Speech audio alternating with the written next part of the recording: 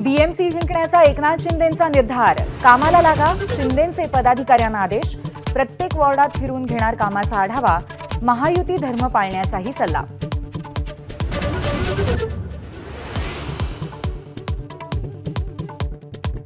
मुंबईत आजपासून जागतिक हिंदू आर्थिक परिषदेचं आयोजन, मुख्यमंत्री फडणवीसांसह 3 राज्यांचे मुख्यमंत्री आणि केंद्रीय मंत्री पियुष गोयल यांची उपस्थिती।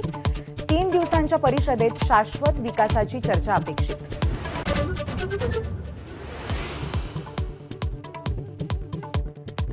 मस्साजोग सरपंच खून प्रकरणाच्या निषेधार्थ आज बीड जिल्हा बंदची हाक, सूत्रधार मोकाट का, जिल्ह्यातून संतप्त सवाल।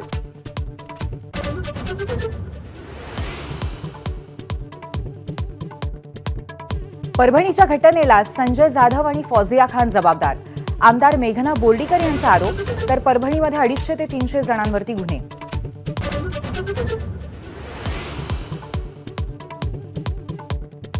राज्यघटनेला 75 वर्ष पूर्ण झाल्यानिमित्त संसदेत आजपासून 2 दिवस चर्चा, राजनाथ सिंग करणार चर्चेला सुरुवात, पंतप्रधान उद्या चर्चेला उत्तर देणार।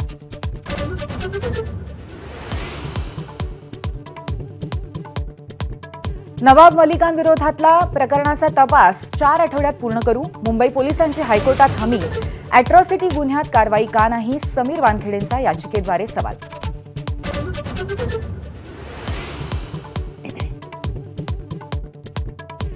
भारताला तब्बल 12 वर्षांनी गवसला बुद्धिबळाचा नवा राजा, डी गुकेशची विश्व बुद्धिबळ फायनलमध्ये डिंग लिरेनवर मात, 7.5 गुणांसह विश्वविजेतेपदाला गवसणी।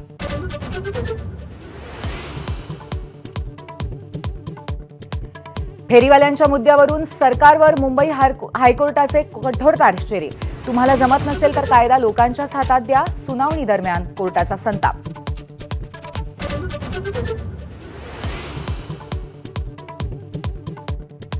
दिल्लीतल्या 6 शाळांना ईमेलद्वारे बॉम्बस्फोटची धमकी, पोलीस सतर्क, सर्व शाळांची काटेकोर तपासणी, east of Kailash, DPS Salwan, Cambridge यांसारख्या प्रतिष्ठित शाळांना धमकी। एबीपी माझा, उघडा डोळे बघा नीट।